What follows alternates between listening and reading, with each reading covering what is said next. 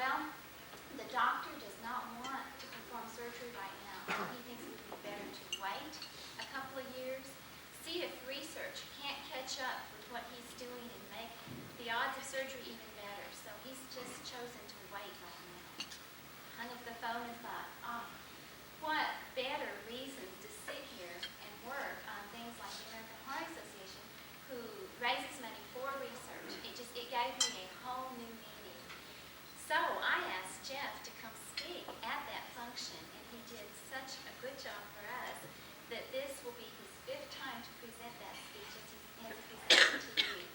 And he told me if he had a title for today's speech, he would call it Field of Dreams. And it is my pleasure now to introduce you to my very special friend, Jeff Nichols.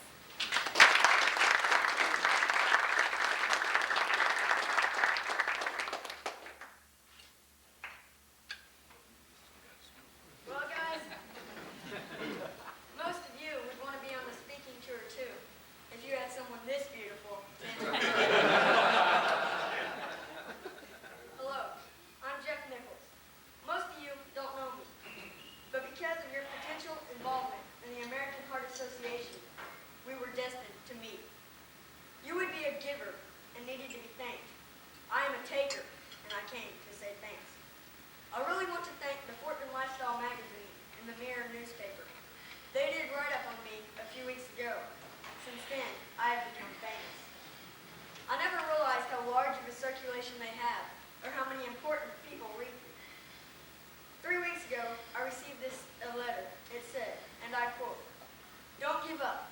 There's a place in the world for little boys. I know that you can make it, because I did." It was from Dan Quayle. The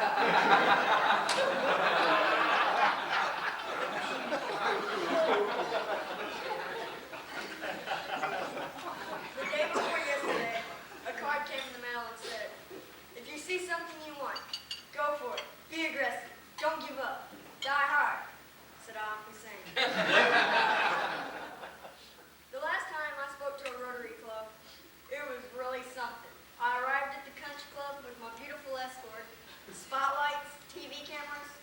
Boy, it was exciting. So I just assumed that all Rotary clubs supplied this type of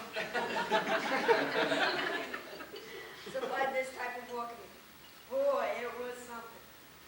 How many of you saw Sarah and me on Channel 13, live at 5 a few weeks ago? 1 or 2 or 3? Yeah. Thank you. Well, for those that didn't, don't worry. I figured most of you would be at work and too busy to watch, so I brought some tapes along. So if you would just see Sarah after the meeting. We have a purchase plan, a rental plan, and a rent-to-own plan. The purchase plan is just $100. You can save a lot of money with a one-night rental plan for just $50. If you think our prices are too high, remember, that includes dinner for 2, Sarah and me. Dr. Steve Harris and I go back a long way. In fact, when he heard I had heart problems, he offered to be my chiropractic cardiologist. I told him that I didn't need anything moved around, but I just probably needed a few things added. He agreed that I was probably right, but he said he'd try anything once. Mark Brown asked me to acknowledge him during my speech. He said that it would make him look important.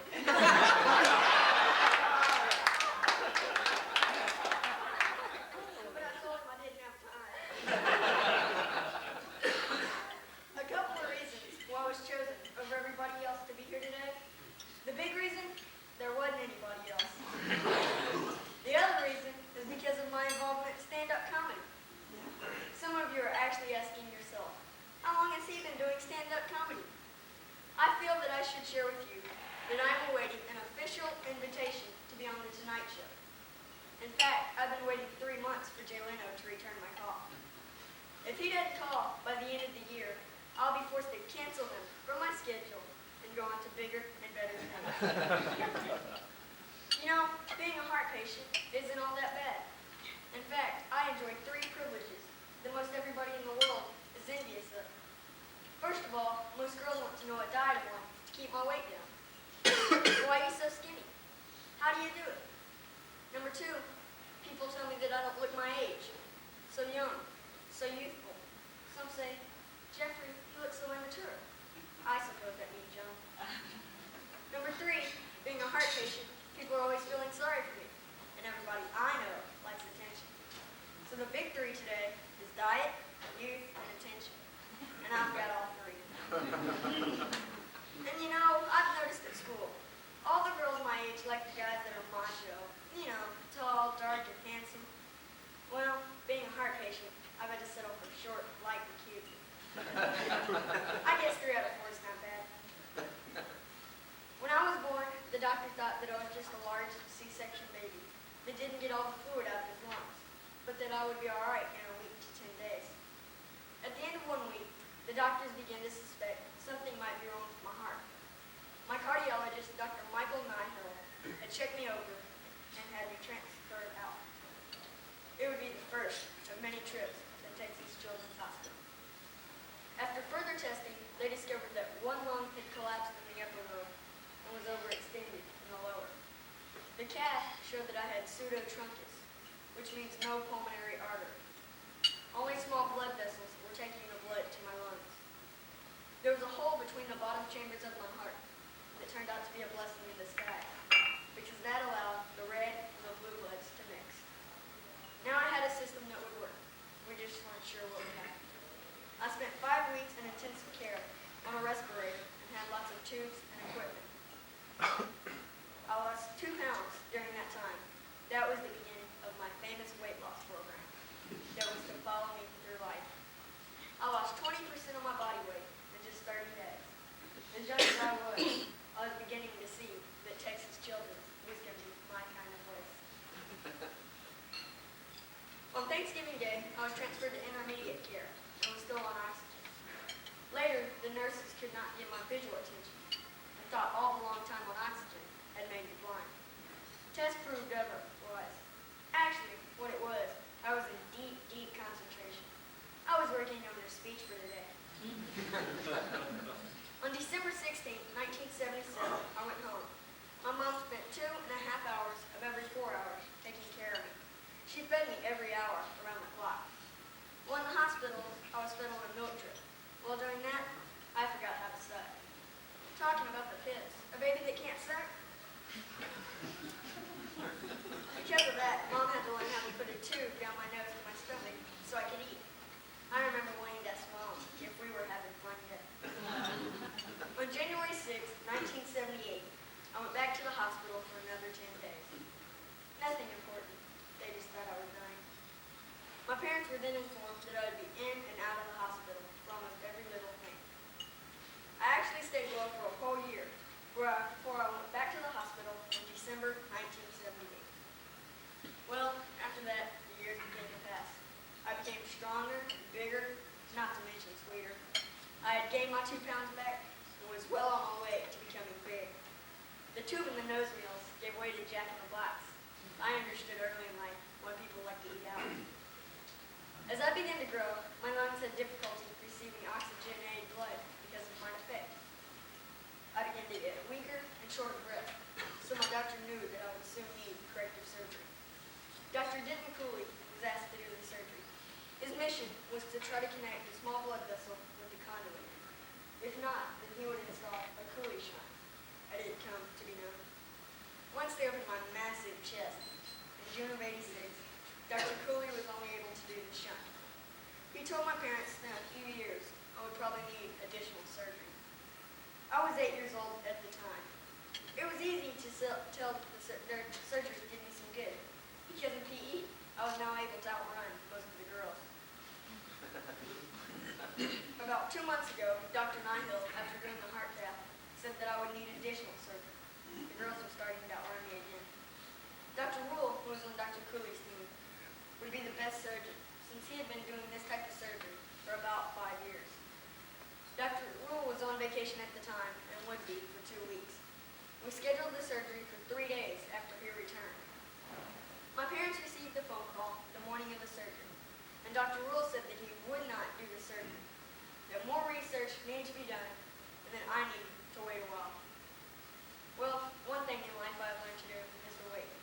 I've come down the since I was born at Rosewood Hospital on January 9th, 1977.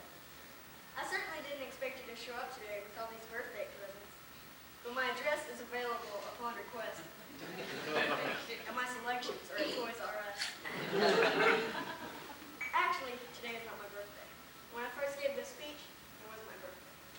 I asked you, is it my fault you're so late inviting me? You may remember Ray Kinsella. He owned a farm in the cornfields of Iowa. He had a vision that if he would build a baseball park, then the legendary heroes of yesteryear would come to play on his field of dreams. And a quiet, persistent voice kept saying to him, if you will build it, then he will come. So he tore down the cornfields and built a baseball park in his own backyard. And sure enough, it began to happen. Shoeless Joe Jackson, who never had a second chance to return to the game, came to the cornfields to realize his dream. Doc Graham, who was never good enough to play in any game, returned to fulfill his lifelong dream to get his only hit in the major leagues. The last person to come to Ray's Field of Dreams was his own dad, John Kinsella. But the movie ended too soon. Perhaps had it had one more dream, it would have had a better ending. And that dream would be of a little boy who never got to play the game, only with his father in the front yard if he wasn't too tired when he came home from work. So the little boy who lives in USA America would come to the Field of Dreams with no name, no experience, and no knowledge.